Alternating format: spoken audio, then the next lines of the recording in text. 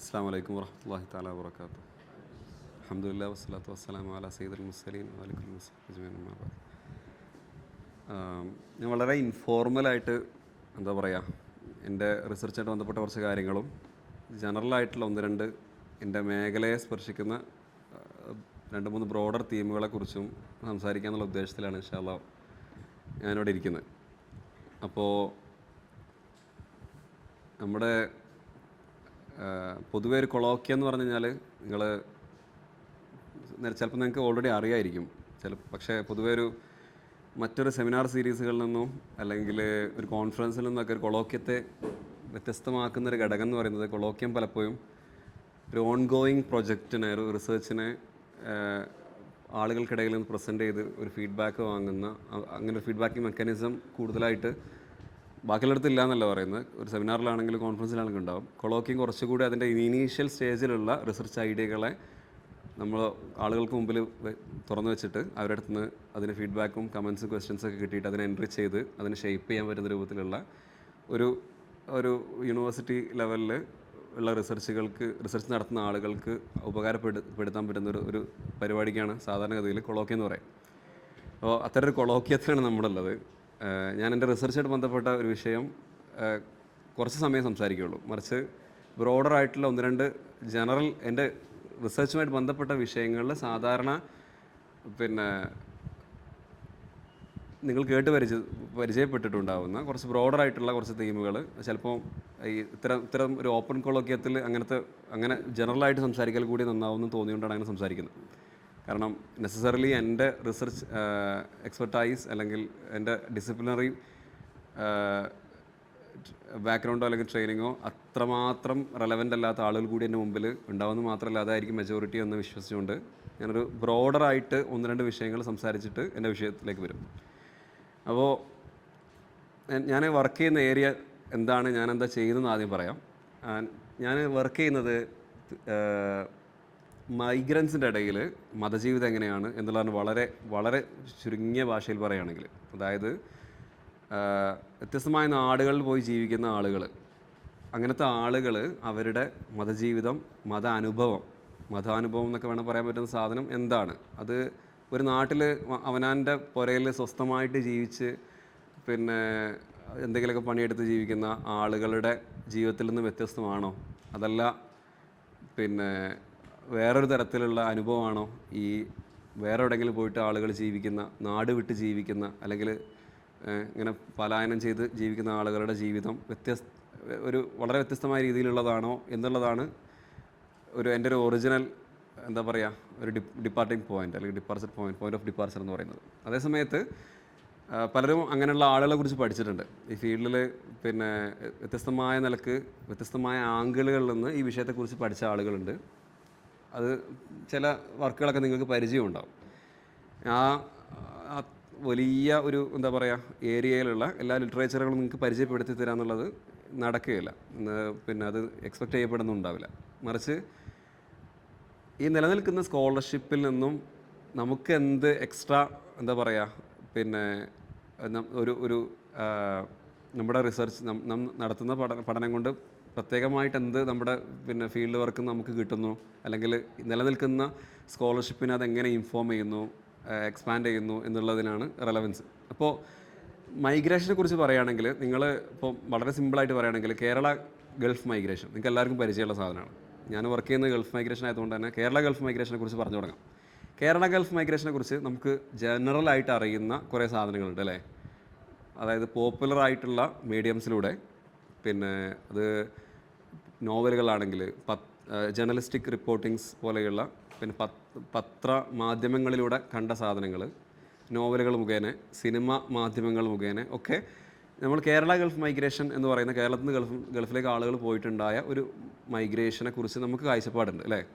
അത് കൊണ്ടുവന്ന കേരളത്തിലെ ഒരു സ്പെഷ്യൽ ഡെവലപ്മെൻറ്റിനെ കുറിച്ച് നമ്മൾ ചർച്ച ചെയ്യാറുണ്ട്. അപ്പോൾ അത് അവിടുന്ന് അത് എക്സെപ്ഷണലാണോ അല്ലേ എന്നുള്ള ചർച്ചകൾ നിലനിൽക്കുന്നുണ്ട്. കൂടാതെ അതിൻ്റെ ഒരു കൾച്ചറൽ റിലീജിയസ് പെർസ്പെക്റ്റീവിൽ ഉള്ള ചർച്ചകൾ പൊതുവേയും കുറവാണ്. പൊതുവേ ഒരു സോഷ്യോ ഡൈനാമിക് ആസ്പെക്ട്സിലുള്ള വർക്കുകളാണ് കൂടുതലും കാണാറുള്ളത്. അതിൻ്റെ സാമൂഹിക അല്ലെങ്കിൽ സാമ്പത്തിക മാനങ്ങളെക്കുറിച്ചാണ് പൊതുവേയും വർക്കുകൾ കാണാറുള്ളത്. അതായത് റെമിറ്റൻസ്, അത് എക്കണോമിക് റെമിറ്റൻസിനെ കുറിച്ചുള്ള വർക്കുകൾ ഉണ്ടാവും, സോഷ്യൽ റെമിറ്റൻസിനെ കുറിച്ച് അടുത്തിടെയൊക്കെ ആയിട്ട് എന്നുള്ള വർക്കുകൾ. സോഷ്യൽ റെമിറ്റൻസ് എന്നുള്ളതും കുറേ കൂടി എന്താ പറയുക ഒരു എക്കണോമിക് പിന്നെ പെർസ്പെക്റ്റീവിൽ പോളിസി ലെവലിൽ മൈഗ്രേഷനെ കുറിച്ച് വർക്ക് ചെയ്യുന്നവർ ഉപയോഗിക്കുന്ന ടേമാണ്. എന്നിരുന്നാലും ഇത്തരത്തിലുള്ള വർക്കുകൾ നിലനിൽക്കുന്നുണ്ട്. ഇവ പൊതുവെയും ചെയ്തിട്ടുള്ള ഒരു പിന്നെ ഒരു ഒരു ഈ സ്കോളർഷിപ്പിൻ്റെ ഒക്കെ ഒരു പൊതുവായിട്ടുള്ള സ്വഭാവം എന്താണെന്ന് വെച്ചാൽ ഇവർ മൈഗ്രേഷനെ കുറിച്ച് ഉണ്ടാക്കിയിട്ടുള്ള കാഴ്ചപ്പാടെന്ന് പറഞ്ഞാൽ മൈഗ്രേഷൻ എന്ന് പറയുന്നത് കേരള ഗൾഫ് മൈഗ്രേഷൻ പൊതുവെ ഇവിടെ ഡെവലപ്മെൻറ്റ് കൊണ്ടുവന്ന സാധനമാണ് അല്ലേ. ഇവിടെ ഈ നമ്മളിന്ന് കാണുന്ന രൂപത്തിലുള്ള ഇപ്പോൾ ഞാനിവിടെ നിൽക്കുന്ന ഈ സ്ഥാപനം അടക്കം ഉള്ള പിന്നെ മലബാറിൻ്റെ സ്വഭാവം തന്നെ മാറ്റിമറിച്ച ഒരു സാധനമാണ് കേരളത്തിൽ നിന്ന് ആളുകൾ ഗൾഫിലേക്ക് പിന്നെ മൈഗ്രേറ്റ് ചെയ്ത് പോയിട്ട് ഉണ്ടായത്. അതേസമയത്ത് മൈഗ്രൻസിനെ സംബന്ധിച്ചിടത്തോളം പലപ്പോഴും അവരുടെ എക്സ്പീരിയൻസസ് എന്ന് പറയുന്നത് according to these popular imaginations അല്ലെങ്കിൽ പിന്നെ പോപ്പുലർ പബ്ലിക്കേഷൻസ് ആണെങ്കിലും ഒക്കെ കാണിച്ചു വെക്കുന്നൊരു സാധനം എന്ന് പറഞ്ഞാൽ വളരെ എന്താ പറയുക സോളിറ്ററി ആയിട്ടുള്ള ടെമ്പററി ആയിട്ടുള്ള ഇംപെർമനൻ്റ് ആയിട്ടുള്ള നോൺ പെർമനൻ്റ് ആയിട്ടുള്ള എപ്പോഴും ഒരുപാട് പ്രിക്കാരിറ്റീസ് അനുഭവിക്കുന്ന ആളുകളുടെ ഒരു അനുഭവമാണ് യഥാർത്ഥത്തിൽ മൈഗ്രൻസിൻ്റെ അനുഭവം എന്നുള്ളതാണ് പൊതുവേ പിന്നെ ലിറ്ററേച്ചറിലൊക്കെ നമ്മൾ കാണുന്നൊരു സാധനം. പ്രത്യേകിച്ചും ഒരു പോപ്പുലർ ലിറ്ററേച്ചറിൽ അത് പിന്നെ നിങ്ങൾ പരിചയമുള്ള ആടുജീവിതം മുതൽ ബെന്യാമിൻ്റെ ആടുജീവിതം മുതൽ പിന്നെ ദീപക് ഉണ്ണികൃഷ്ണൻ എന്ന് പറയുന്ന ഒരാൾ എഴുതിയൊരു പിന്നെ പുസ്തകമുണ്ട് ടെമ്പററി പീപ്പിൾ എന്ന് പറഞ്ഞിട്ട്. അത് ഒരു നോവല ടൈപ്പിൽ ഒരു പിന്നെ ബുക്ക് ഓഫ് ഒരു collection of short stories and poems ആണ്. ഇത്തരത്തിലുള്ള വർക്കുകൾ പറഞ്ഞു വെക്കുന്ന ആളുകൾക്ക് എപ്പോഴും പ്രിക്കാരിറ്റീസ് ഉള്ള ഒരു സ്പേസാണ്. പിന്നെ അവർ സസ്പെൻഡഡ് ലിവിങ് ജീവിക്കുന്ന ആളുകളാണ്. സസ്പെൻഡഡ് ലിവിങ് എന്ന് പറഞ്ഞാൽ അവരുടെ പിന്നെ ഹോംലാൻഡിൽ അവരല്ല അല്ലേ, അവരുടെ നാട് വിട്ട് പോയ ആളുകളാണ്. അതേസമയത്ത് അവർ ഹോസ്റ്റ് ലാൻഡിലോ അതുമല്ല, അതിൻ്റെ ഇടയിൽ ഒരു സസ്പെൻഡഡ് ആയിട്ടുള്ള ഒരു സ്പേസിൽ ജീവിക്കുന്ന മനുഷ്യന്മാരാണ് ഈ പിന്നെ മഹാഭൂരിപക്ഷം വരുന്ന മൈഗ്രൻസ് എന്നും ഒക്കെയാണ് ജനറലി മൈഗ്രൻസിനെ കുറിച്ച് മൈഗ്രൻസിൻ്റെ ഇൻഡിവിജ്വൽ എക്സ്പീരിയൻസസിനെ കുറിച്ചുള്ള വർക്കുകൾ പലപ്പോഴും പറയുന്ന സാധനം. അത് പ്രത്യേകിച്ച് ഈ മൈഗ്രൻസിനെ കുറിച്ച് പഠിക്കുന്ന അമേരിക്കൻ അല്ലെങ്കിൽ വെസ്റ്റേൺ യൂറോപ്യൻ അക്കാഡമി എന്നുള്ള ആളുകൾക്ക് പലപ്പോഴും അവരനുഭവിക്കുന്ന പ്രശ്നങ്ങൾ ഇതാണെങ്കിലും ജോലിയുടെ പിന്നെ ലേബറായിട്ട് ബന്ധപ്പെട്ട വിഷയങ്ങളിൽ ഹ്യൂമൻ റൈറ്റ്സ് കൺസേണുകൾ ഒക്കെ അവരുടെ ശരിക്കും സ്കോളർഷിപ്പിനെ നന്നായിട്ട് അഫക്റ്റ് ചെയ്യും സ്വാഭാവികമായിട്ടും. അതുകൊണ്ട് തന്നെ അവരുടെ വർക്കുകളുടെ ഒരു പ്രധാന സ്വഭാവം എന്ന് പറയുന്നത് ഇത്തരത്തിൽ ഈ പിന്നെ മൈഗ്രൻ്റ് എക്സ്പീരിയൻസ് എന്ന് പറയുന്നത് പലപ്പോഴും ഭയങ്കര ദുസ്സഹവും പറഞ്ഞ പോലെ പിന്നെ ഒരു സ്വസ്ഥതയില്ലാത്തതെന്നുള്ള നിലക്കൊക്കെയാണ് നമ്മൾ പലപ്പോഴും ജനറലി കാണാറുള്ളത്. അതേസമയത്ത് നമ്മൾ നോക്കുമ്പോൾ ആളുകൾക്കിടയിൽ പലപ്പോഴും പ്രിക്കാരിറ്റീസ് ഈ ജോബിൻ്റെ ഇൻസെക്യൂരിറ്റി തുടങ്ങിയിട്ടുള്ള സാധനങ്ങളൊക്കെ ഇവരെക്കുറിച്ച് പഠിക്കുന്ന ഈ പാശ്ചാത്യ ലോകത്തുള്ള അക്കാഡമിക് ബുദ്ധിജീവികൾക്കടക്കം ഇത്തരത്തിലുള്ള ജോബ് ഇൻസെക്യൂരിറ്റീസിനെ കുറിച്ച് ധാരണ ഉണ്ടാവും. അവരുടെ നാട്ടിൽ തന്നെയുള്ള സാധനങ്ങളാണ് അത്. ഈ പ്രിക്കാരിറ്റീസ് ഒന്നും എന്താ പറയുക ഒരു മൈഗ്രൻ്റ് വേൾഡിൽ മാത്രം മൈഗ്രൻസ് മാത്രം അനുഭവിക്കുന്ന പ്രശ്നമായിട്ട് പിന്നെന്താ പറയുക ഭയങ്കരമായിട്ട് ഹൈഫണേറ്റ് ചെയ്ത് അല്ലെങ്കിൽ എംഫസൈസ് ചെയ്ത് പറയേണ്ട ഒരു സാധനമല്ല. അതേ സമയത്ത് ഇത്തരം മനുഷ്യർക്കിടയിൽ മൈഗ്രൻസിനോട് സംസാരിക്കുമ്പോൾ അവരോട് പിന്നെ പ്രത്യേകിച്ച് ഞാൻ വർക്ക് ചെയ്യുന്നത് മുസ്ലിം മൈഗ്രൻസിൻ്റെ ഇടയിലാണ്. മുസ്ലിം മൈഗ്രൻസിനോട് സംസാരിക്കുമ്പോൾ കൂടുതലും നമ്മൾ കേൾക്കാറുള്ള സാധനം എന്താണെന്ന് വെച്ചാൽ അവർക്ക് ഒരു വളരെ മീനിങ് ഫുൾ ആയിട്ടുള്ള സോഷ്യലി ആണെങ്കിലും റിലീജിയസ്ലി ആണെങ്കിലും വളരെ മീനിങ് ഫുൾ ആയിട്ടുള്ള ഒരു ലൈഫ് അവർക്ക് ലീഡ് ചെയ്യാൻ സാധിക്കുന്നുണ്ട്. അപ്പോൾ അത് സാധിക്കുന്നത് എന്തുകൊണ്ടാണ് എന്നുള്ളതാണ് പിന്നെ പ്രധാനമായിട്ടുള്ള അടുത്ത ചോദ്യം. ആളുകൾക്ക് ഒരു സെൻസ് ഓഫ് പർപ്പസ് കിട്ടുന്നുണ്ട്. ഒരു പിന്നെ പലപ്പോഴും അക്കാഡമിക് ലിറ്ററേച്ചറിൽ അവരുടെ ബിലോങ്ങിങ് എന്ന് പറയുന്ന ഒരു കാര്യമാണ് പ്രശ്നവൽക്കരിക്കുക. അതായത് അവർക്ക് ഒരു എന്താ പറയുക ബിലോങ്ങിങ്ങിൻ്റെ പ്രശ്നം ഉണ്ടാവും. സ്വാഭാവികം എന്തല്ല അവർക്ക് സ്വന്തമായിട്ട് ബിലോങ് ചെയ്യാൻ അവരുടെ നാട്ടിൽ ഏതായാലും അവർക്ക് എന്തില്ല, അവർ നിൽക്കുന്ന നാട് അവരുടേതല്ല, അവരുടേതാണെന്ന് അവർക്ക് പറയാൻ പറ്റില്ല. അതേസമയത്ത് അവരുടെ നാട്ടിൽ അവരല്ല താനും. ഇത്തരത്തിലുള്ള വളരെ വളരെ സിംപ്ലിഫൈ ചെയ്താണ് ഈ വിഷയങ്ങൾ പറയുന്നത്. ഇതിൻ്റെയൊക്കെ നുവാൻസസ് നിങ്ങൾക്ക് തന്നെ ആലോചിച്ചാൽ കിട്ടും. അതേസമയത്ത് ഇത്തരത്തിലുള്ള പ്രശ്നങ്ങളൊക്കെ ഉണ്ടായിരിക്കുമ്പോഴും അവർക്ക് ഈ പറഞ്ഞ പ്രശ്നങ്ങളൊന്നും പുറത്തുനിന്ന് നോക്കുന്ന ഒരാളെ സംബന്ധിച്ചിടത്തോളം കാണുന്ന പോലെ കാണുന്നില്ല എന്നുള്ളൊരവസ്ഥ നമ്മൾ അക്കാഡമിക് സ്കോളർഷിപ്പിനെ ഒരു എന്താ പറയുക ആളുകളോട് സംസാരിച്ച് നോക്കുമ്പോൾ മനസ്സിലാകുന്നൊരു കാര്യമാണ്. അപ്പോൾ ഇത്തരത്തിൽ മനുഷ്യന്മാരുടെ ജീവിതം socially and religiously meaning full ആക്കുന്ന അല്ലെങ്കിൽ socially and in every aspect of their life meaning full ആക്കുന്നതിൽ പിന്നെ പ്രധാനപ്പെട്ട ഒരു പങ്ക് വഹിക്കുന്ന ഒരു കാര്യം എന്ന് പറയുന്നത് അവരുടെ സോഷ്യൽ നെറ്റ്വർക്കുകളാണ്. ഈ പല ആളുകളുടെയും ഗൾഫിലൊക്കെയുള്ള ജീവിതം എന്ന് പറയുന്നത് വളരെ ലിമിറ്റഡ് ആയിട്ടുള്ള ഒരു സോഷ്യൽ എക്സ്പോഷറും അല്ലെങ്കിൽ ഒരു സോഷ്യൽ നെറ്റ്വർക്കിങ്ങിനുള്ള സ്പേസേ ഉണ്ടാവുള്ളൂ. എന്നിരുന്നാൽ പോലും അവർ സമയം കണ്ടെത്തി പോകുന്ന പരിപാടികൾ എന്ന് പറയുന്നത് അവരുടെ ചില കൂട്ടായ്മകൾ സംഘടിപ്പിക്കുന്ന പരിപാടികൾക്കായിരിക്കും. ജനറലി നോക്കുമ്പോൾ ഏറ്റവും കൂടുതലും അവർക്കിടയിൽ വർക്ക് ചെയ്യുന്ന വലിയ കൂട്ടായ്മകൾ എന്ന് പറയുന്നത് മതാടിസ്ഥാനത്തിൽ വർക്ക് ചെയ്യുന്ന മുസ്ലിങ്ങൾക്കിടയിൽ ഇടയിലാണെങ്കിൽ മുസ്ലിം മത കൂട്ടായ്മകളാണ്. അതേസമയത്ത് ക്രിസ്ത്യൻസിൻ്റെ ഇടയിലും മറ്റ് മതക്കാരുടെ ഇടയിലും അതുപോലെ തന്നെ രാഷ്ട്രീയ മനോഭാവമുള്ള രാഷ്ട്രീയ എന്താ പറയുക അഫിലിയേഷൻസിൻ്റെ പുറത്തുള്ള കൂട്ടായ്മകളൊക്കെ അടക്കം ഗൾഫിൽ നന്നായിട്ട് നിലനിൽക്കുന്നുണ്ട്. അതേസമയത്ത് ഈ മുസ്ലിം കൂട്ടായ്മകളിൽ പങ്കെടുക്കുന്ന ആളുകൾ അവർക്ക് ചിലപ്പോൾ ആഴ്ചയിൽ 5 ദിവസം വർക്ക് ഉണ്ടാവും. 6 ദിവസമുള്ള ഒരു വീക്കിൽ 5 ദിവസം പണിയെടുത്ത് ഒരു ദിവസം വെള്ളിയാഴ്ചയൊക്കെ ലീവ് കിട്ടുമ്പോൾ കൂടുതലൊന്നും റെസ്റ്റ് എടുക്കാമെന്ന് കരുതാതെ പലപ്പോഴും വളരെ സന്തോഷത്തോടു കൂടെ അവരുടെ എന്താ പറയുക ലൈഫിനെ ഭയങ്കരമായിട്ട് പിന്നെ എൻലിവൻ ചെയ്യുന്ന ലൈവാക്കി നിർത്തുന്ന ജീവഗന്ധിയാക്കി നിർത്തുന്ന ഒരു ഘടകം എന്ന് പറയുന്നത് ഈ ഒരു വെള്ളിയാഴ്ചത്തെ പിന്നെ ഒരു സോഷ്യൽ നെറ്റ്വർക്കിംഗ് ആണ്. അത് ചിലപ്പോൾ ഒരു റിലീജിയസ് ഇവൻ്റ് ആയിരിക്കും, ഒരു കുഞ്ഞു പരിപാടിയായിരിക്കും. പക്ഷേ അവിടെ കാണുന്ന സുഹൃത്തുക്കൾ അവരോടുള്ള പരിചയം പുതുക്കൽ, അവരോട് അനുഭവിക്കുന്ന പ്രശ്നങ്ങളെക്കുറിച്ച് തുറന്ന് സംസാരിക്കൽ, ഇതൊക്കെ ആയിരിക്കും പലപ്പോഴും ഇത്തരത്തിലുള്ള മനുഷ്യന്മാർ അനുഭവിക്കുന്ന പ്രശ്നങ്ങൾക്ക് ഒരു പരിധിവരെ അവർ കൊടുക്കുന്നൊരു എന്താ പറയുക ഒരു റിലീഫ് മെക്കാനിസമായിട്ടൊക്കെ വർക്ക് ചെയ്യുന്നത്. അപ്പോൾ ഈ പറയുന്ന ഓർഗനൈസേഷണൽ സ്പേസിനകത്ത് ഇത്തരത്തിൽ വളർന്ന് ഞാൻ പറഞ്ഞല്ലോ കുറേ മതസംഘടനകൾ കൂട്ടായ്മകൾ, പിന്നെ ഞാൻ അതിൻ്റെ ഹിസ്റ്ററിയിലേക്കൊന്നും പോകുന്നില്ല, ഡീറ്റെയിൽ ആയിട്ട് സംസാരിക്കാൻ ഒരുപാട് പറയാനുണ്ടാവും. അതായത് ഞാൻ വളരെ ചുരുക്കി ഇത്തരത്തിൽ മതസംഘടനകൾ പിന്നെ കഴിഞ്ഞൊരു 2-3 പതിറ്റാണ്ടുകളായിട്ട് വളരെ ശക്തമായ രീതിയിൽ പിന്നെ മതകൂട്ടായ്മകളും മറ്റിതര സംഘടനകളൊക്കെയും വർക്ക് ചെയ്യുന്നുണ്ട് ഗൾഫിലെ ഏകദേശം എല്ലാ രാജ്യങ്ങളിലും തന്നെ. ആ മതകൂട്ടായ്മകൾക്കിടയിൽ പിന്നെ ഞാൻ സെലക്റ്റീവായിട്ട് 2-3-4 സംഘടനകളുടെ പിന്നെ സംഘം ചേരലുകളും അവിടെയുള്ള മനുഷ്യന്മാരുടെ ജീവിതമാണ് ഞാൻ ശരിക്കും പഠിക്കുന്നത്. ഞാനിതിൻ്റെ വളരെ ബ്രോഡറായിട്ട് ഞാൻ എന്താണ് ചെയ്യുന്നതെന്ന് പറഞ്ഞിട്ട് ഞാൻ വിഷയത്തിലേക്ക് വരാൻ എഴുതിയിട്ടാണ്. അപ്പോൾ ഇതാണ് എൻ്റെ ഒരു റിസർച്ചിൻ്റെ സാധനം. ഞാൻ 2 സാധനം കൂടി പറഞ്ഞാൽ നിർത്തും. ഇനി ആദ്യം പറയാനുള്ളത് മൊബിലിറ്റി എന്ന വിഷയമാണ്. മൊബിലിറ്റി എന്ന് പറഞ്ഞാൽ കുറച്ചും കൂടി നിങ്ങൾക്ക് ജനറലി തീമാറ്റിക്കൽ കുറച്ചും കൂടി ഇൻട്രസ്റ്റിംഗ് ആയിട്ടുള്ള സാധനമായിരിക്കും. മൊബിലിറ്റി എന്ന് പറഞ്ഞു കഴിഞ്ഞാൽ നമുക്കെല്ലാവർക്കും അറിയാം, ആളുകൾ പിന്നെ യാത്ര ചെയ്യുക അല്ലെങ്കിൽ ഒരു നാട് വിട്ട് വേറൊരു നാട്ടിലേക്ക് പോവുക അല്ലെങ്കിൽ ഇങ്ങനെ ഒരു സ്ഥലത്ത് തന്നെ നിൽക്കാതെ മറ്റു പല സ്ഥലങ്ങളിലേക്ക് പോകുക എന്നുള്ള വളരെ ചുരുങ്ങിയൊരു നാരോ സെൻസിൽ അതിനെ നമുക്ക് മനസ്സിലാക്കാൻ പറ്റും. ഈ മൊബിലിറ്റിയെക്കുറിച്ച് വ്യത്യസ്തമായ രീതിയിലുള്ള സ്കോളർഷിപ്പുകൾ നിലനിൽക്കുന്നുണ്ട്. അപ്പോൾ മുസ്ലിങ്ങൾക്കിടയിൽ മൊബിലിറ്റി എന്ന് പറയുമ്പോൾ നമുക്ക് പ്രീ മോഡേൺ ക്ലാസിക്കൽ ഇസ്ലാമിക് ലിറ്ററേച്ചറുകൾ കാണുന്ന ഒരു മൊബിലിറ്റിയെക്കുറിച്ചുള്ള പിന്നെ കാഴ്ചപ്പാടുകളുണ്ടാവും. സഫർ എന്നോ അല്ലെങ്കിൽ പിന്നെ സമാനമായിട്ടുള്ള പദങ്ങളൊക്കെ ഉപയോഗിച്ച് അതെന്താണ് എന്നതിനെ പറ്റി ഇപ്പം നിങ്ങൾ ചിലപ്പോൾ എല്ലാവർക്കും പരിചയമുള്ള പിന്നെ ഇമാം ഷാഫി റഹ്മാൻ്റെ ഒരു പിന്നെ കവിത അറിയണ്ടാവും അല്ലേ? നിങ്ങൾ പിന്നെ യാത്ര ചെയ്യണം, യാത്രയിൽ ഷാഫി ഇമാം ഒരു ദീവാൻ ഷഫീലൊരു പിന്നെ പദ്യത്തിൽ 5 പ്രധാനപ്പെട്ട ബെനഫിറ്റുകളൊക്കെ ഉണ്ടെന്നുണ്ട്. അതെ അതെ ഈ 5 ബെനഫിറ്റുകളിലെ തഫറുജ് ഹമ്മിൻ വക്തിസാബും മഈഷത്തിൻ വഇൽമുൻ വആദാബും വസുഹ്ബത്തും വാജിദീൻ. അപ്പോൾ ബേസിക്കലി പിന്നെ വളരെ ബ്രോഡറായിട്ടുള്ള 5 ഗുണങ്ങൾ, എന്തെങ്കിലും ഒരു പ്രശ്നത്തിലുള്ള റിലീഫ്, അല്ലെങ്കിൽ നല്ല ആളുകളോടുള്ള സഹവാസം, പുതിയൊരു വിഷയത്തെക്കുറിച്ചുള്ള അറിവ്,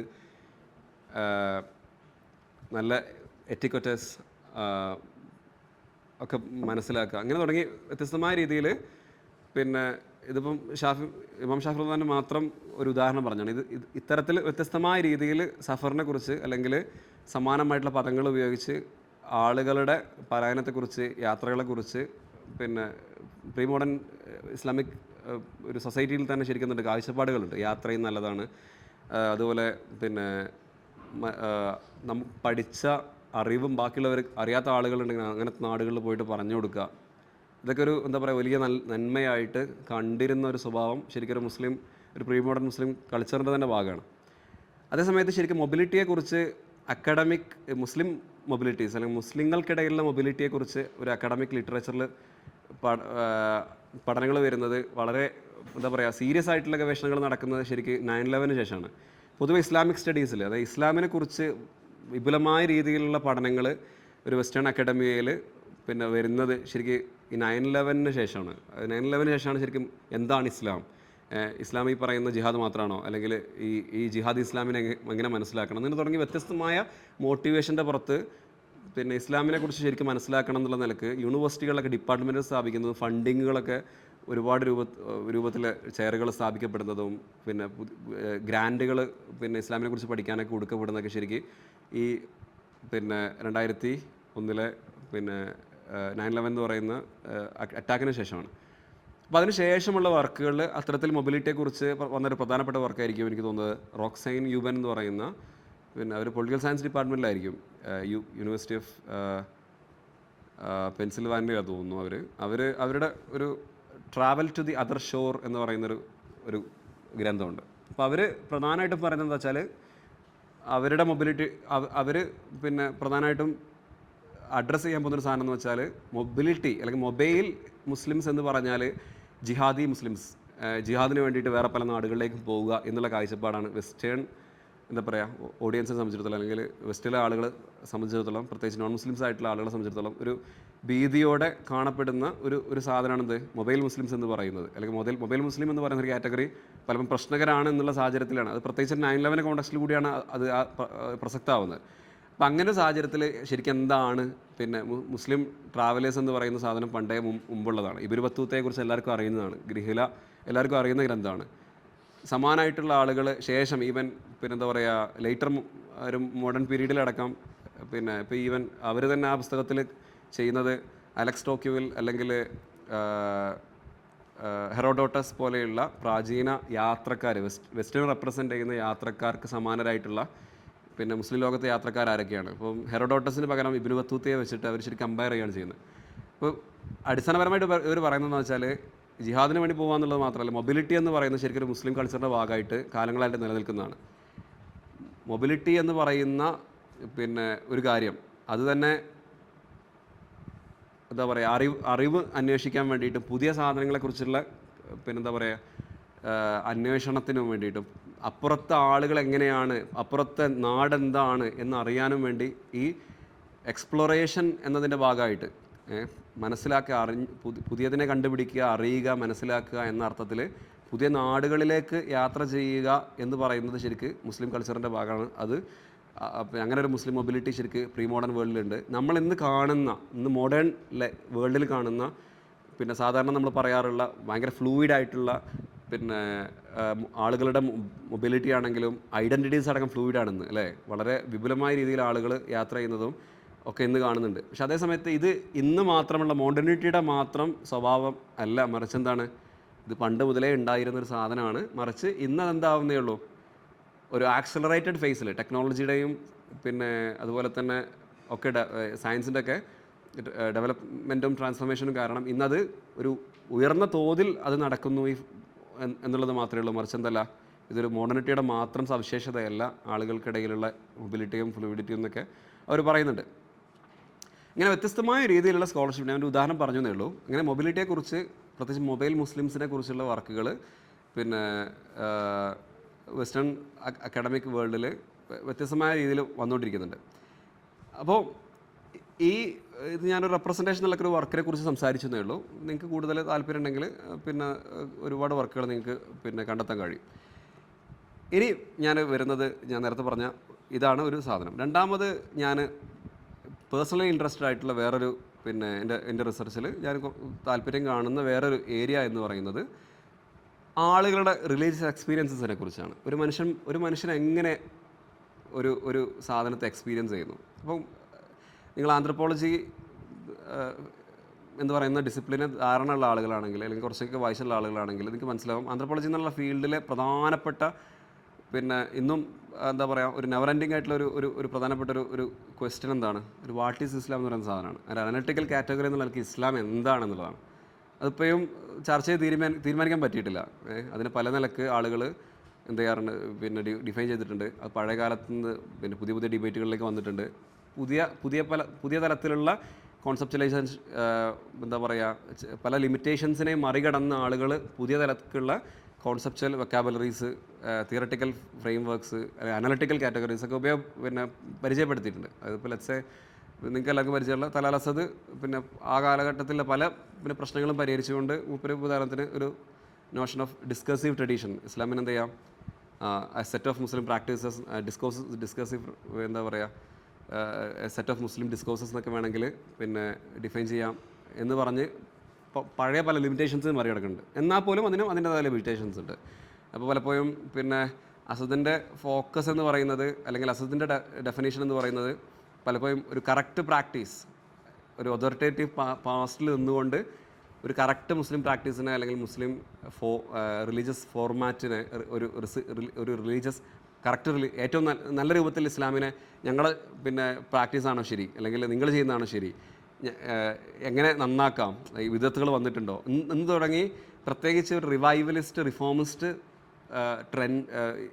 ഇസ്ലാമിക് മൂവ്മെൻറ്റുകൾ വരുന്നൊരു കാലഘട്ടത്തിൽ മൂപ്പരുടെ മൂപ്പരുടെ ഡെഫിനേഷൻ ഭയങ്കരമായിട്ട് ഉപകാരപ്പെടുന്നുണ്ട്. കാരണം മൂപ്പരുടെ ഫോക്കസ് പലപ്പോഴും ഇതിലൊക്കെയാണ്. അല്ലെങ്കിൽ ഇതുപോലെ തന്നെ വാട്ട് ഈസ് ഇസ്ലാം എന്ന് മനസ്സിലാക്കുന്നതിലപ്പുറം ആളുകൾ ഓരോരുത്തരും എന്താ പറയുക മുസ്ലിങ്ങൾക്കിടയിൽ എങ്ങനെയാണ് ഒരു പർട്ടിക്കുലർ ഗ്രൂപ്പ് ഒരു ഓർത്തഡോക്സി ക്ലെയിം ചെയ്യാൻ പറ്റുന്നത്, അങ്ങനത്തെ പവറുമായിട്ട് ബന്ധപ്പെട്ട ക്വസ്റ്റ്യൻസ്, ഇതൊക്കെയാണ് ആന്ത്രപ്പോളജിസ്റ്റ് എന്ത് ചെയ്യേണ്ടത്, എക്സ്പ്ലോർ ചെയ്യേണ്ടത്, ഡീൽ ചെയ്യേണ്ടത് എന്നൊക്കെയുള്ള നിങ്ങൾക്ക് പരിചയമുള്ള അസദിൻ്റെ ഒരു സാധനമാണ്. ശേഷം ഇതുപോലെ തന്നെ അതിനെ എക്സ്പാൻഡ് ചെയ്തിട്ട് അതിൻ്റെ ലിമിറ്റേഷൻസ് ചൂണ്ടിക്കാട്ടിയിട്ട് ഒരു ഹെർമെനോട്ടിക്കൽ അപ്രോച്ചിൽ ഇസ്ലാമിനെ എങ്ങനെ എന്താ പറയുക കണ്ടുപിടിക്കാൻ, എന്താ പറയുക ഇസ്ലാമിക് സ്റ്റഡീസ് ഒരു ഡിസിപ്ലിനകത്ത് തന്നെയുള്ള ഷഹാബ് അഹമ്മദിനെ പോലെയുള്ള വർക്കുകൾ ചിലപ്പോൾ നിങ്ങൾക്ക് പരിചയമുണ്ടാകും. വാട്ട് ഈസ് ഇസ്ലാം എന്ന് പറഞ്ഞാൽ അവർക്ക് ഈ പറയുന്ന സ്കോളർക്ക് അങ്ങനെ ഒരു പുസ്തകമുണ്ട്. ഇതുപോലെ വ്യത്യസ്തമായ നിലക്ക് മുസ്ലിങ്ങൾ എങ്ങനെയാണ്, അല്ല ഇസ്ലാം എന്താണ്, ഇസ്ലാം ആളുകൾക്ക് അള്ളാഹു ഇറക്കിയ ഖുർആനും പ്രവാചകരുടെ തിരുസുന്നത്തും ഹദീസും എങ്ങനെ മനുഷ്യന്മാർക്ക് സെൻസിബിൾ ആകുന്നു, അവരെങ്ങനെയാണ് ഈ ഇസ്ലാമിനെ കാണുന്നത് എന്നുള്ളതിനെക്കുറിച്ച് കാര്യമായിട്ടുള്ള ആലോചന നടന്നിട്ടുണ്ട്. എന്നാൽ ശേഷം ഒരു എന്താ പറയുക ആളുകളുടെ എക്സ്പീരിയൻസിൽ ഫോക്കസ് ചെയ്യുന്ന, ആളുകൾ എങ്ങനെയാണ് എന്താ പറയുക ഈ വിഷയങ്ങളൊക്കെ എക്സ്പീരിയൻസ് ചെയ്യുന്നത് എന്നതിൽ ഫോക്കസ് ചെയ്യുന്ന ഒരു, പ്രത്യേകിച്ച് നിങ്ങൾ എക്സിസ്റ്റൻഷ്യൽ ആന്ത്രപ്പോളജി എന്നൊക്കെ കേട്ടിട്ടുണ്ടാവും. ഒരു ആളുകളുടെ എക്സ്പീരിയൻസിനെ ഫോക്കസ് ചെയ്യുന്ന, പ്രത്യേകിച്ചും ഈ ഒരുപാട് പ്രിക്കാരിറ്റീസ് അനുഭവിക്കുന്ന, ബിലോങ്ങിങ്ങിൻ്റെ ഇഷ്യൂസ് അനുഭവിക്കുന്ന, പ്രത്യേകിച്ച് വാർ ടൗൺ ഏരിയകളിൽ, ബോർഡർ ഏരിയകളിലൊക്കെ താമസിക്കുന്ന ആളുകളുടെ പ്രശ്നങ്ങൾ അഡ്രസ്സ് ചെയ്തുകൊണ്ട് ആന്ത്രപ്പോളജിസ്റ്റുകൾ വർക്ക് ചെയ്യുന്നതിൻ്റെ ഫലമായിട്ടുണ്ടായ, അതുപോലെ തന്നെ ഫിലോസോഫിക്കലായിട്ടുള്ള ഹെർമനോട്ടിക്കൽ സ്കോളർഷിപ്പ് എന്നും ഈ ഫിനോമിനോളജി പോലെയുള്ള ഹെയ്ഡഗർ ഹെസൽ പോലെയുള്ള ആളുകളൊക്കെ ഉപയോഗപ്പെടുത്തി അവരുടെ സ്കോളർഷിപ്പിൽ നിന്ന് ഇൻസ്പയർഡ് ആയിട്ട് ഫീൽഡ് വർക്ക് ചെയ്ത് ആളുടെ എക്സ്പീരിയൻസിനെ, അതിൻ്റെ നുവാൻസസ് മനസ്സിലാക്കിയിട്ട് എങ്ങനെ പഠിക്കണം എന്നുള്ളതിനെക്കുറിച്ച് ഒരു ആലോചന വന്നത് ഈ പറയുന്ന എക്സിസ്റ്റൻഷ്യൽ ആന്ത്രപ്പോളജി എന്ന് പറയുന്ന ഒരു ഫീൽഡിലായിരിക്കും കൂടുതലായിട്ടും. അല്ലാത്ത ഫീൽഡുകളുണ്ട്. ഞാൻ പൊതുവെ ഇൻട്രസ്റ്റഡ് ആയിട്ടുള്ളത് ഈ പറഞ്ഞ ആളുകളുടെ എക്സ്പീരിയൻസിലാണ്. അതായത് ലെറ്റ്സ് സേ ഒരു മുസ്ലിം ജീവിതം എന്ന് പറയുന്നത്, ഞാൻ ഈ ഒരു സാധനം കൂടി പറഞ്ഞ് നമുക്ക് എന്താ പറയുക ഇതിൻ്റെ ഒരു ബ്രോഡറായിട്ടുള്ള തീം ഞാൻ അവസാനിപ്പിക്കും. അതായത് ഒരു മനുഷ്യൻ്റെ ജീവിതം എന്ന് പറയുന്നത്, ഒരു മുസ്ലിം ആയിട്ട് ജീവിക്കുക എന്ന് പറയുന്നത് അത് വളരെ സബ്ജക്റ്റീവായിട്ടുള്ള ഒരു എക്സ്പീരിയൻസ് ആണ്. അപ്പോൾ ലെറ്റ്സ് സേ ഒരു മനുഷ്യൻ ഇവിടെ വീട്ടിൽ, ഞാൻ നേരത്തെ തുടക്കത്തിൽ പറഞ്ഞ ചോദ്യത്തിലേക്ക് തിരിച്ചു പോകണം. മനുഷ്യന് വളരെ എന്താ പറയുക സമാധാനത്തോടു കൂടെ ലീവിൽ വരുന്ന സമയത്ത് നാട്ടിൽ ജീവിക്കുന്ന ഒരു ഗൾഫ് മൈഗ്രൻ്റ്, അയാളെ കുടുംബത്തെ കണ്ട് അവരുടെ വീടിൻ്റെ അടുത്തുള്ള പള്ളിയിൽ പോയി 5 വക്ത് നിസ്കരിച്ച് ജീവിക്കുന്നൊരു മനുഷ്യൻ, ആ മനുഷ്യൻ അപ്പോൾ അനുഭവിക്കുന്ന ഒരു ഇസ്ലാമിക് റിലീജിയസ് എക്സ്പീരിയൻസും, അത് ഈ വീട്ടിൽ നിന്ന് മാറി നിൽക്കുന്ന സമയത്ത് ജോബിൻ്റെ എന്താ പറയുക ബേർഡനും ഇഷ്യൂസും ഒക്കെ അനുഭവിക്കുന്ന, സപ്പോർട്ട് സിസ്റ്റം ഇല്ലാതെ, എന്താ പറയുക എക്സ്റ്റൻഡഡ് ഫാമിലി ചിലപ്പോൾ കൂടെ ഇല്ലാത്ത അങ്ങനത്തെ ആളുകളൊക്കെ ഉണ്ടാവില്ല. അങ്ങനത്തെ സാഹചര്യത്തിൽ ജീവിക്കുന്ന അയാളുടെയും എക്സ്പീരിയൻസ് സിമിലർ ആണോ? ഒബ്വിയസ്ലി അല്ല. വളരെ കോമൺ ആയിട്ട് വേറെ ചോദ്യം ചോദിക്കാം. എൻ്റെ കൂടെ സൂപ്പർവൈസർ ആയിട്ടുള്ള സമുലി ഷിൽക്കെ ഇസ്ലാമിനെ കുറിച്ച് എന്താ പറയുക ഒരു എൻസൈക്ലോപീഡിക് പേജിൽ അയാൾ ചോദിക്കുന്നുണ്ട്, പിന്നെ ഒരു ബെൽജിയത്തിൽ ജീവിക്കുന്ന ഒരു ബെൽജിയൻ മുസ്ലിം, ഒരു മുസ്ലിം ഒരു ബെൽജിയൻ പാസ്പോർട്ട് ഹോൾഡറൊക്കെ ആയിട്ടുള്ള ഒരു ബെൽജിയൻ നാഷണലൊക്കെ ആയിട്ടുള്ള ഒരു മുസ്ലിം, ഒരു ബെൽജിയൻ മുസ്ലിം എന്ന് പറയുന്ന ആൾ, അയാളുടെ എക്സ്പീരിയൻസ് ഒരു ഗൾഫ് രാജ്യങ്ങളിൽ, ഇപ്പോൾ ഒരു സൗദി അറേബ്യയിൽ ജീവിക്കുന്ന ഒരു മുസ്ലിമിനോട് സമാനമല്ല. അയാളുടെ ഒരു ബെൽജിയൻ മുസ്ലിം എന്ന് പറയുന്നതും സൗദി മുസ്ലിം എന്ന് പറയുന്നതും ഡിഫറെൻ്റ് ആണ്. ഒരു പാകിസ്ഥാനി മുസ്ലിം എന്ന് പറയുന്നതും അല്ലെങ്കിൽ ഒരു ഇന്ത്യൻ മുസ്ലിം എന്ന് പറയുന്നതും ഒരു ജർമ്മൻ മുസ്ലിം എന്നും പറയുന്നതും ഡിഫറെൻ്റ് ആണ് എന്ന ഒരു സാധനം അയാൾ പറയുന്നുണ്ട്. ഒബ്വിയസ്ലി ഇത്തരത്തിൽ ആളുകളുടെ അവസ്ഥകൾക്കനുസരിച്ച്, ആളുകളുടെ പിന്നെ സബ്ജക്റ്റീവായിട്ടുള്ള എക്സ്പീരിയൻഷ്യൽ ആയിട്ടുള്ള ആസ്പെക്ട്സിനെ ഫോക്കസ് ചെയ്യുന്ന പിന്നെ ഒരു ഫീൽഡിൽ, പ്രത്യേകിച്ചും ലൈഫ് വേൾഡ് എന്നുള്ള കോൺസെപ്റ്റ് ഞാൻ എൻ്റെ ടൈറ്റിൽ ഉപയോഗിച്ചിട്ടുണ്ടാവും. അത് ഞാൻ മൈഗ്രൻ്റ് സ്പേസിലെ ആളുകളെക്കുറിച്ച്, അവരുടെ ജീവിതത്തെക്കുറിച്ച് പഠിക്കാൻ എനിക്ക് പിന്നെ വളരെ യൂസ്ഫുള്ളായി തോന്നിയത് ഒരു മൈക്കൽ ജാക്സൺ എന്ന് പറയുന്ന പിന്നെ പോപ്പ് ആർട്ടിസ്റ്റ് അല്ല, പിന്നെ ആന്ത്രപ്പോളജിസ്റ്റ് ആയിട്ടുള്ള മൈക്കൽ ജാക്സൺ ഉണ്ട്, വീണദാസ് അവരൊക്കെ വർക്ക് ചെയ്യുന്ന ഏരിയയാണ്. അപ്പോൾ മൈക്കൽ ജാക്സൻ്റെ ഒരു ലൈഫ് വേൾഡ് എന്ന് പറയുന്നൊരു കോൺസെപ്റ്റ് ഉണ്ട്. അപ്പോൾ അവർ ഈ പറയുന്ന ഈ എക്സ്പീരിയൻഷ്യൽ ആയിട്ടുള്ള, എംബഡീഡ് ആയിട്ടുള്ള, ഇൻ്റർസബ്ജക്റ്റീവ് ആയിട്ടുള്ള ആളുകളുടെ എക്സ്പീരിയൻസസ് ഫോക്കസ് ചെയ്തിട്ട്, ഫീൽഡ് വർക്ക് നടത്തി ഫോക്കസ് ചെയ്തിട്ട് വേണം ഒരാളുടെ കാഴ്ചപ്പാട് മനസ്സിലാക്കാൻ എന്നുള്ള നിലക്ക് ഒരു കാറ്റഗറി പരിചയപ്പെടുത്തുന്നതാണ്. അപ്പോൾ ആളുകളുടെ നേരത്തെ പറഞ്ഞ പോലെ ഓരോ സാഹചര്യത്തിനനുസരിച്ചും ആളുകളുടെ വ്യത്യസ്തമായിട്ടുള്ള പിന്നെ ജീവിതത്തിൻ്റെ സാഹചര്യങ്ങൾക്കനുസരിച്ചൊക്കെ ആളുകളുടെ എക്സ്പീരിയൻസസിൽ നല്ല ഡിഫറൻസ് ഉണ്ടാവും. നിങ്ങൾക്ക് എല്ലാവർക്കും പരിചയമുള്ള വേറെ കോൺസെപ്റ്റ് ആയിരിക്കും ചിലപ്പോൾ ഈ ഇൻ്റർസെക്ഷനാലിറ്റി എന്നുള്ളത്. ഇപ്പോൾ ജെൻഡർ സ്റ്റഡീസിലൊക്കെയുള്ള ആളുകൾക്ക് കുറച്ച് കൂടുതൽ ധാരണ ഉണ്ടാവും. ശരിക്കും ക്രിട്ടിക്കൽ റേസ് തിയറിയിൽ കിംബർലി ക്രൻഷോ എന്നിട്ട് പറയുന്ന ഒരു സ്കോളറാണ് ശരിക്കും അത് ആദ്യമായിട്ട് ഉപയോഗിക്കുന്നത്. ഇൻ്റർസെക്ഷനാലിറ്റി എന്ന് പ്രധാനമായിട്ടും പറയുന്നത് ഒരു എന്താ പറയുക, ഫെമിനിസ്റ്റ് ക്രിട്ടിക്കൽ റേസ് തിയറി ബാക്ക്ഗ്രൗണ്ടിൽ പിന്നെ അത് പ്രധാനമായിട്ട് അത് ആദ്യമായിട്ട് ഉപയോഗിക്കുന്നത് ഒരു വൈറ്റ് ഫെമിനിസ്റ്റുകൾ അല്ലെങ്കിൽ വൈറ്റ് വിമൺ അനുഭവിക്കുന്ന ക്രൈസിസ് അല്ല, ഒരു വിമൺ ഓഫ് കളർ അനുഭവിക്കേണ്ടി വരിക, ഒരു പ്രത്യേക സാഹചര്യത്തിൽ അനുഭവിക്കേണ്ടി വരിക. അവർക്കെന്തുണ്ട്, ഒരു കോമ്പൗണ്ടിങ് ആയിട്ടുള്ള വേറൊരു ഇഷ്യൂ കൂടെ ഉണ്ട്. അവരെന്താണ്, apart from being women they are also people of colour. അപ്പോൾ അത് പിന്നെ അവർ എന്താ ഒരു നോൺ ഡെവലപ്പിംഗ് അല്ലെങ്കിൽ ഡെവലപ്പിംഗ് അണ്ടർ ഡെവലപ്ഡ് ആയിട്ടുള്ള ഒരു രാജ്യത്താണെങ്കിൽ അത് ഒരു എക്സ്ട്രാ ബേർഡൻ ആയിരിക്കും. ഇങ്ങനെ വ്യത്യസ്തമായിട്ടുള്ള പിന്നെ ആസ്പെക്ട്സ് കൂടെ പരിഗണിച്ചിട്ടാണ് ഒരാളുടെ ശരിക്കുള്ള എക്സ്പീരിയൻസ് എന്ത് ചെയ്യുന്നുണ്ട് പിന്നെ ശരിക്കും നമുക്ക് പഠിക്കാനാവുക എന്നുള്ള നിലക്ക്.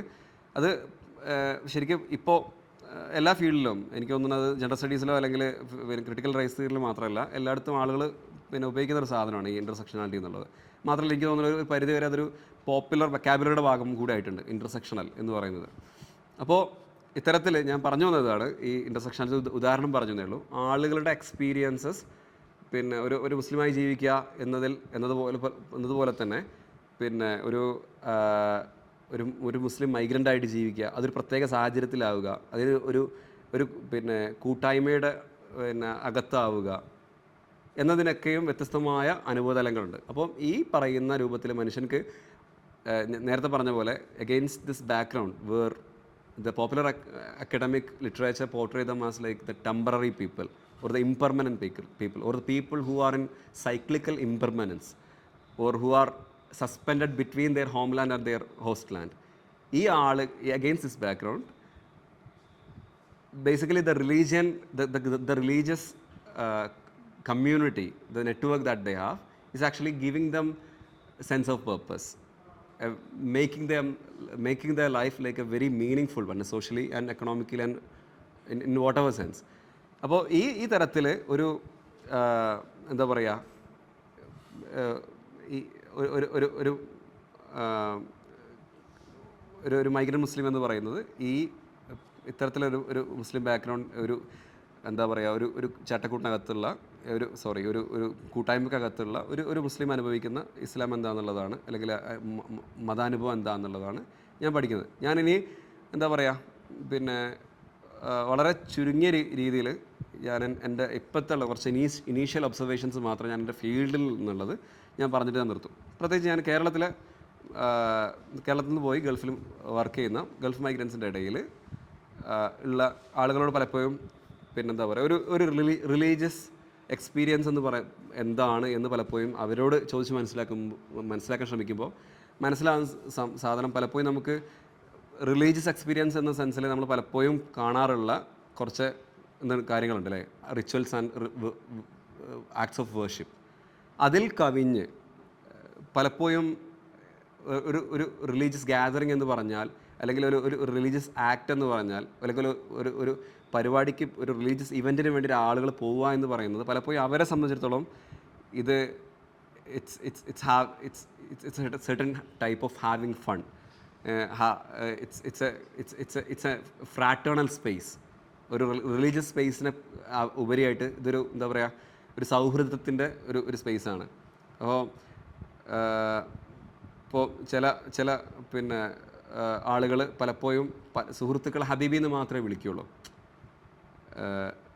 വെസ്റ്റേണേഴ്സ് ഹബീബി എന്ന് ബിലവഡ് എന്നൊക്കെ പറയുന്നത് വളരെ എന്താ പറയുക എക്സ്ക്ലൂസീവായിട്ട് സ്വന്തം വൈഫിനോടോ അല്ലെങ്കിൽ അത്രയും പിന്നെ ഇൻറ്റിമേറ്റ് ആയിട്ടുള്ള ആളുകൾ മാത്രം ഉപയോഗിക്കാൻ പറ്റുന്ന പദം ഇവരെന്ത് ചെയ്യും, വളരെ കോമൺ ആയിട്ട് ആ സൗഹൃദ വലയത്തിൻ്റെ സ്ട്രെങ്ത്തിനെയാണ് അത് അറിയിക്കുന്നത്. അവരും അതിനെ കാണുന്നതും അവർ എൻവിഷൻ ചെയ്യുന്നതും അവർ പ്രാക്ടീസ് ചെയ്യുന്നതും ഇത്തരത്തിൽ ഒരു ഫ്രാറ്റേണൽ സ്പേസാണ്. അപ്പോൾ പലപ്പോഴും നമ്മൾ റിലീജിയസ് സ്പേസ് എന്താണെന്നുള്ളതിനെക്കുറിച്ച് ചോദിച്ച് തുടങ്ങുന്ന സമയത്ത് അല്ലെങ്കിൽ അന്വേഷിച്ച് തുടങ്ങുമ്പോൾ ഇത് മനസ്സിലാകുന്ന ഇവരെ സംബന്ധിച്ചിടത്തോളം എന്താണ് വളരെ വിപുലമായ രീതിയിലുള്ള ഒരു മൾട്ടി ഡയമെൻഷണൽ ആയിട്ടുള്ള ഒരു ഫ്രാറ്റേണൽ സ്പേസാണ്. ഒരു പിന്നെ ഒരു ഔട്ട്ഡോർ ഫണ്ടിന് പറ്റുന്ന ആളുകളോട് പിന്നെ അല്ലാതെ ഒരു വളരെ നാരോ സെൻസിൽ 5 വക്ത് നിസ്കരിക്കുക പിന്നെ എന്നതിൽ കവിഞ്ഞ് പടച്ചവൻ്റെ ഈ എന്താ പറയുക, ഷെർമൻ ജാക്സണൊക്കെ പറയുന്ന പോലെ പിന്നെ ഇസ്ലാമിക് സെക്കുലർ എന്ന് പറയുന്നുണ്ടല്ലോ, അതായത് ഡിവൈൻ ഗേസിനകത്ത് നിന്ന് പിന്നെ മുസ്ലിംസ് ചെയ്യുന്ന സെക്കുലറായിട്ട് കുറേ ഇവൻറ്റ്സ് ഉണ്ടാവും. അതൊക്കെയും അതിൻ്റെ ലക്ഷ്യം പിന്നെ ദൈവപ്രീതിയും ഒക്കെ ആകുന്ന സമയത്ത് അത് റിലീജിയസ് ആവുകയും പിന്നെ അതിനൊക്കെ പടച്ചവൻ്റെ അടുത്ത് കൂലി കിട്ടുകയും ചെയ്യുമെന്ന് പ്രതീക്ഷിച്ചും വിശ്വസിച്ചും ചെയ്യുന്ന ആളുകളുടെ ഒരു ജീവിതം കാണും.